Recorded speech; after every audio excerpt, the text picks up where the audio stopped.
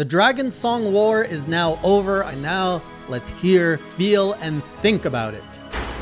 Welcome back, Classic Crew, to another journal in Final Fantasy XIV. My journey through Heavensward as I seek to go to 3.55. It's been a while since my last update. There's been a lot of things going on, and this is going to be a very meaty journal because I've got a lot of things to cover. Last time, I think we were still seeking out a Scion. A lot has happened there. I've made it to the credits of Heavensward. I've started getting into the patches. I've made it to patch 3.3, which is the proper ending to Heavensward's main story, which is the culmination of the Dragonsong War. And the rest is going to be, it sounds like the rest is the setup to the next expansion, so we're going to cover that in another journal. I've also finished the Coils of Bahamut, I think it's called. We're going to leave that for another journal because that was a big thing. But let's dive into what is probably the best part of my experience in Final Fantasy XIV from a narrative perspective so far. So actually I lied. The last journal ended on the barrier for Azys Lla was up. How do we get in here? And it just so happens that through seeking a way to get through it, we found another Scion. So Y'shtola has rejoined us. We found out that she was lost in the ether after doing a forbidden spell. We found her naked in the forest, got her some new drip. I gotta say, the new design for Y'shtola looks amazing. She has a new voice. And I don't know if it's because of my days in Monster Hunter where all the female armor are like, you know, very focused on thighs, but Y'shtola's thighs are now exposed. And I'm like, kind of like that. I was never a thigh guy before, but Monster Hunter has turned me into a thigh guy, kind of. And now she's basically helping us find an energy source so that we can blast through the barrier. So this is a common reoccurring theme in Final Fantasy XIV. We always need to find a source of power that is so focused, whether it is to kill an Ascian, capture an Ascian, get through a barrier, get through something else.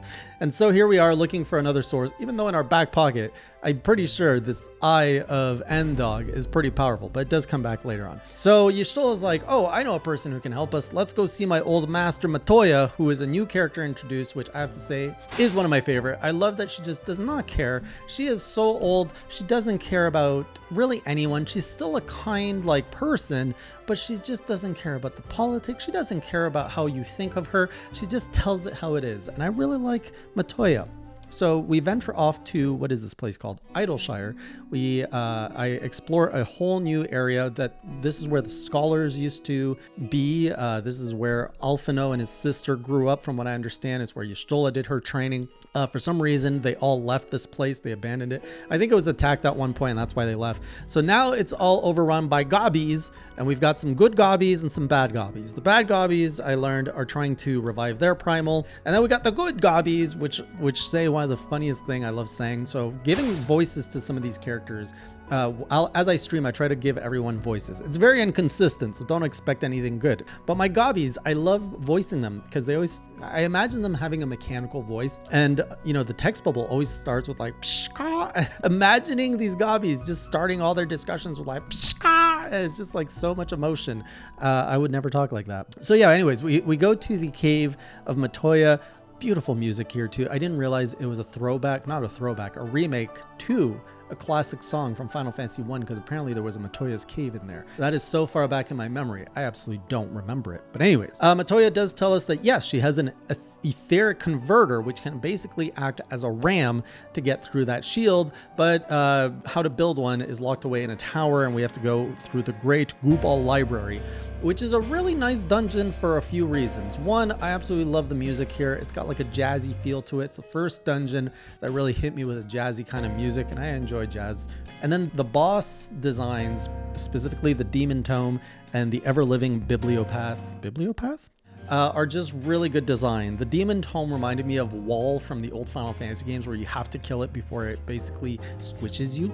And it does have a like total death attack, which I totally didn't pick up on. I'm like, what's it doing? And then it's like, zap. You're all dead unless you run behind it. So I think that is a nod to the old Wall monster. And then the ever-living Bibliopath, like his fight wasn't anything spectacular, just his design as an enemy was really, I love how they designed him. So we get the etheric converter, bring it back to Matoya, and it's like, oh no, we need a power source now to like power this. And you know, I'm like, we have an eye, we could use that, but of course I don't get the credit. We looked at Alpha and I was like, where can we get? Oh, we have an eye, we should use the eye. It's like, of course we should use the eye. So we go back to Ishgard, where Estinian were like, hey, can we get that eye of yours to power this thing so we can break through Azys Lla? And we do. We break through it, and to no one's surprise, the Empire's like, ho ho, now that the barrier's down, we can come in here.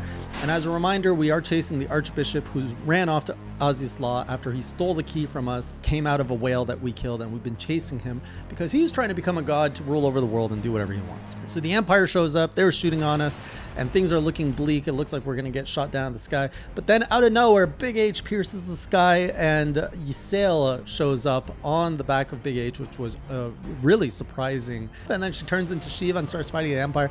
Very cool scene. Did not expect that she was actually going to die at this part. Like, as a character, I didn't think so. I really love the fact that she got this like really cool character arc from being this villain, this heretic, to being our companion, trying to win over the dragons for peace, to finally doing the final sacrifice to kind of give us the window to get into Azys Lla.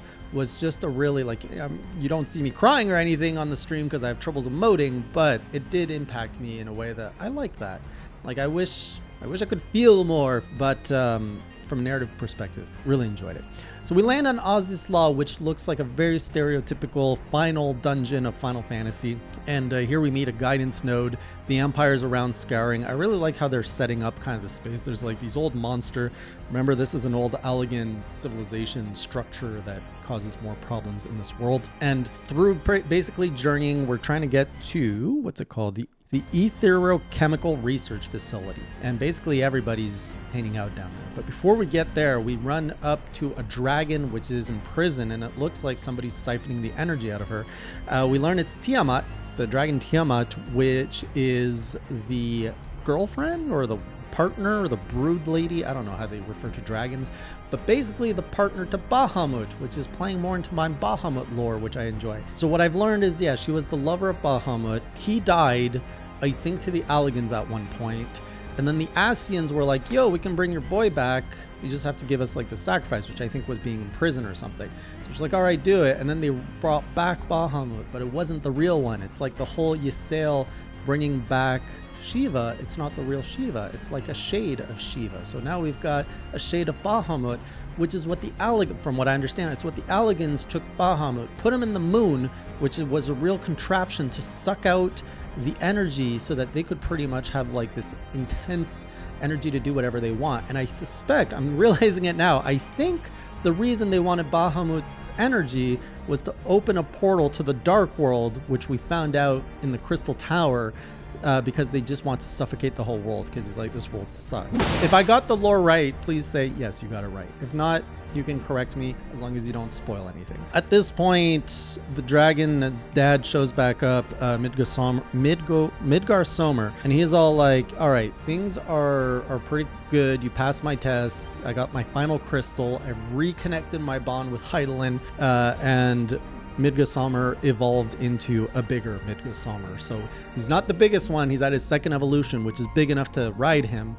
And now I got a new mount, a dragon mount, and it lets me fly around Azys Lla, which is great because Azys Lla is such a vertical like land and world. It just feels so good just flying up and down and all around. A little side adventure here. I did do the Dragon Quest event that was around for a few weeks, so cool. And this wasted so much of my time. I spent an hour doing the Dragon Quests because I want my little golem. I enjoy Dragon Quests, and the golem is one of my favorite characters. And so to do it, you have to basically find the fate that spawns.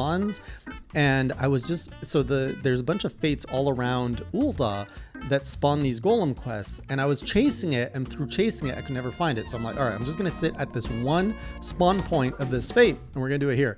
I waited probably 20 minutes, it didn't spawn. Like, screw it, let's go on our let's go back to my main story quest. And after I finished some key stuff, I came back to that point, waited another like 10-15 minutes, and then finally just slayed the golems. It was so easy of a quest. It was just the waiting for it to spawn that was the hardest part. Back to Azys Lla, we make it to the Etherochemical Research Facility.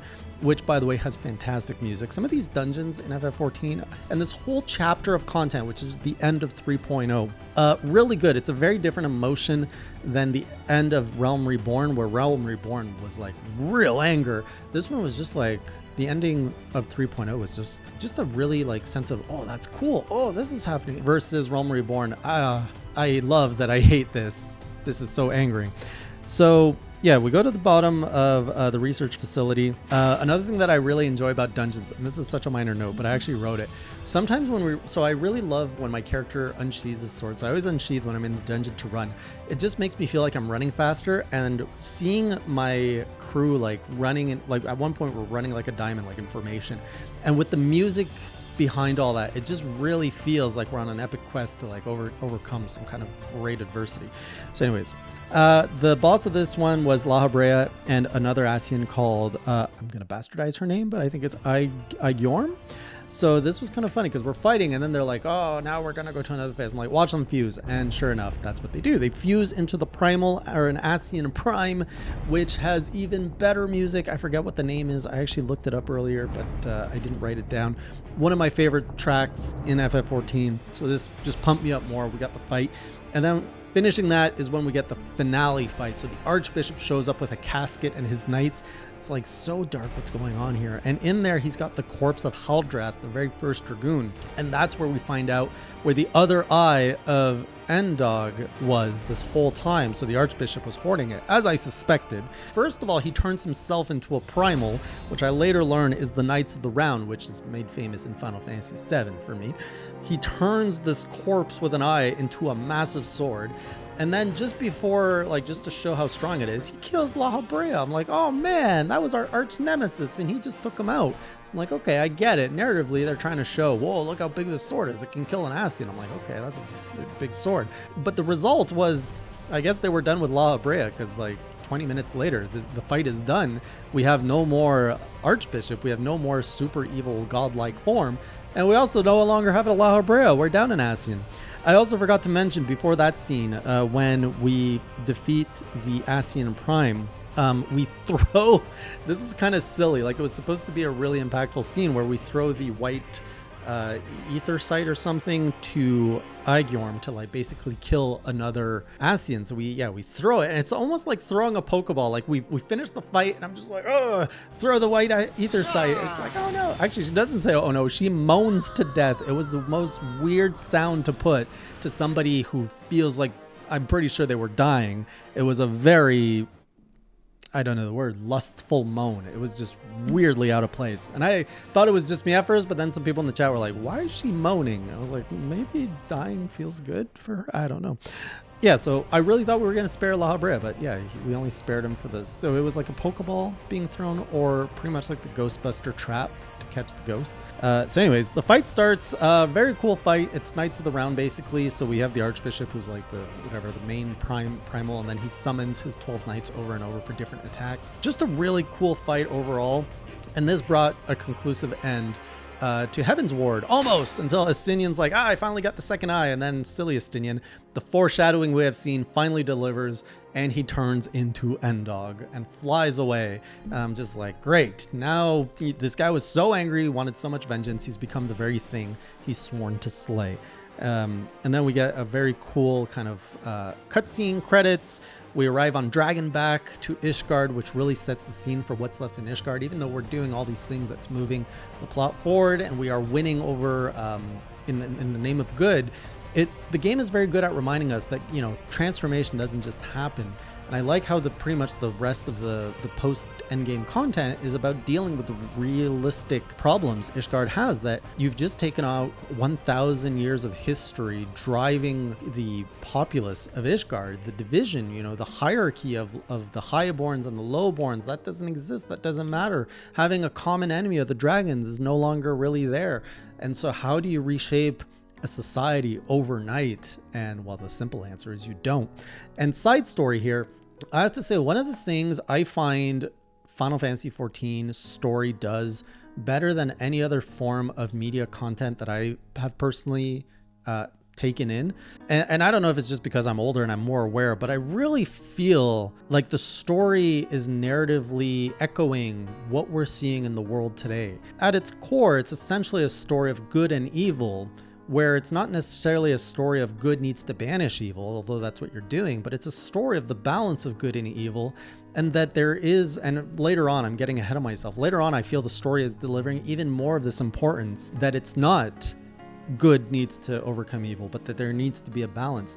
And just from so many perspectives, I find that the story, you can find threads very similar to what's going on in this world, in our real world, whether it is politics, whether it is anger, hate, all these emotions that are found in our real world. So just as I play this game, I just can't help but reflect how we are living aspects of FF14 in our world. I'm just like, that is like, I feel like this is what art is supposed to be, right? Art is a reflection of life. It's an imitation. Is that what it is? There's a quote of that somewhere. I just found that really interesting. I'm curious to see if you guys also think that about this. So 3.0 credits roll, and then we pretty much get into all this extra content now of, okay, we have unrest in Ishgard. We have to deal with it. Not everybody likes Emmerich, even though, you know, he's our daddy and we like him and all that. And one of the first things I wanted to do now that I had a little bit more breathing room was unlock flying in the Dravanian lands. But man, that place is so big. I'm like, I gotta start unlocking some flying stuff. And by doing that, I unlocked a dungeon I completely overlooked called the Dusk Vigil. And people were like, oh, that was supposed to be your first Heavensward dungeon. I'm like, whoops. So doing that, I got to, now I can fly around the snow area. I can also fly around the Chocobo Forest. So I have more areas I can fly in Heavensward. I haven't done the other areas yet, though I really want to. We're now trying to basically solidify peace between the dragons and the Ishgardians. So Vidofnir is our kind of dragon that we're like, hey, why don't we have peace?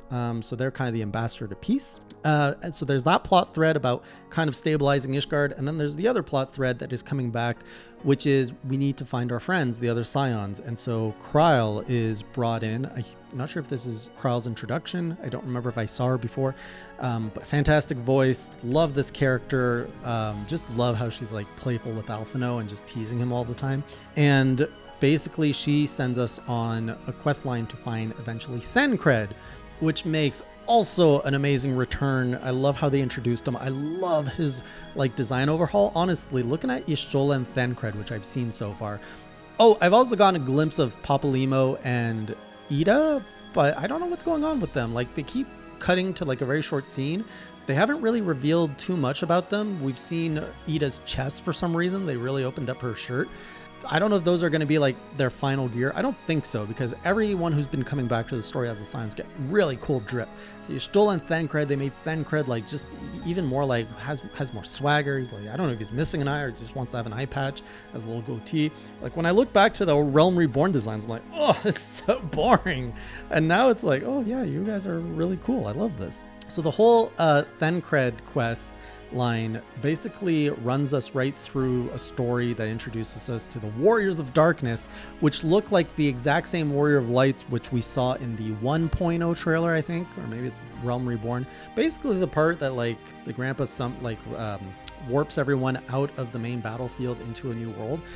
These are the Warriors of Darkness, so I'm a little confused as to, is it those people? Are they shadows of those people, or like I've made it far enough. Again, I'm getting ahead of myself because, well, you know what, let's dive into it. So I made it far enough into the finding the Scion quest line that we have also uncovered Minfilia, who is no longer with us. She is back with Hydaelyn and has become the word of the mother, and we've learned through her that a lot about the history of the world, which was very fascinating. So basically in the beginning there was light and dark. Dark was overcoming light, so light banished dark, aka Hydaelyn banished dark, which had a name called Zodiork, cast him to the moon and basically destroyed reality into 14 alternative realities, the one that we're in being called the Source, and so the other realities are like 13 versions. And I know now that the Warriors of Darkness are from one of those realities, where light was so strong and they did such a good job at killing all the badness that it's a blinding light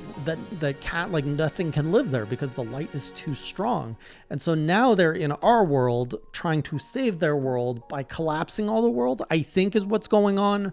I'm missing some plot threads here. I'm just uncovering this, but this is fascinating stuff. Like, I've never seen it quite explained, like good and evil. Like, I love that we are getting into the nuances of, hey, you know, in a world where good actually won, it wasn't a good thing because now nobody can live there.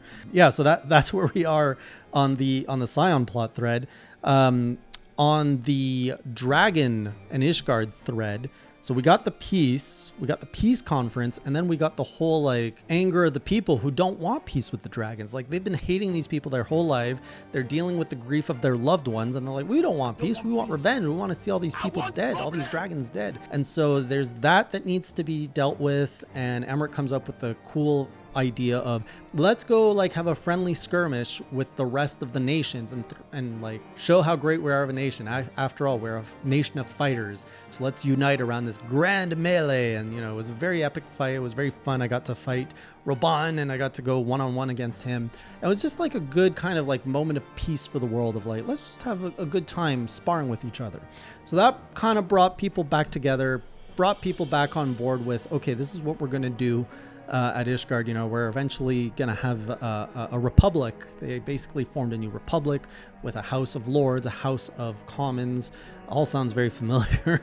It's basically to represent everyone. And as for the dragon, we had the peace conference, which got destroyed by freaking Estinian, who shows back up. He's like, oh, remember me? There would be no peace. We are all anger. So all this builds up to the epic finale of fighting Endog. And before we get to the finale, we're like, there's no way we can kill Endog with both of his eyes, even if it's a shade of Endog.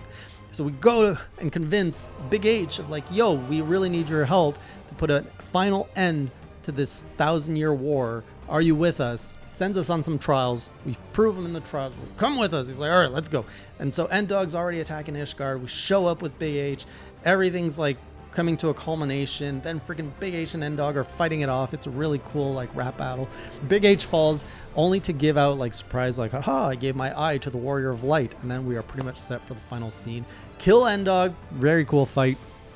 And then there's a whole scene of Estinian trying to fight back. And I really like what they did here because they basically gave us, the audience, what we wanted. Estinian was a good, like, he was our bro. He was a good character. And to see him fall to the darkness was, while it was predictable, it was really sad and tragic. So the fact that we got to see him win over his demons and help us remove the eyes from him was just such a good finale to that character's arc so far. Now, what I don't like is we basically have these two eyes that we know have pretty much unlimited power. And what do we do with them? We throw them over a bridge into the abyss. But, like, come on, that abyss has a bottom, which I thought was the dumbest thing. Like, before they even brought it, I'm like, oh my goodness, I hope they don't throw this over the bridge. And then Emmerich's like, throw them over the bridge. I'm like, no, don't do that. And so anyways, they fall there. And I don't know if, I'm sure it's going to come back because we've already seen a scene where one of the Warriors of Darkness is looking down into the abyss. I'm pretty sure he's looking for those eyes, because if you want to bring about some calamities, those seem like pretty good tools to do so. So yeah, that was kind of dumb. I don't know why they didn't just seal it away. Just throw it into a hole. That's gonna solve everything. So I think I covered everything from, you know, from a pretty basic standpoint of what I covered. I've been really doubling down on getting through this MSQ. I've got 2 patches left, I think. So I got 3.45 and 0.55 before I finish my pledge. It's looking like I'm going to end on time. This is really like, I mean, I can't even compare this to A Realm Reborn because it's just that much better. So I want to be fair with my criticism to Heavensward.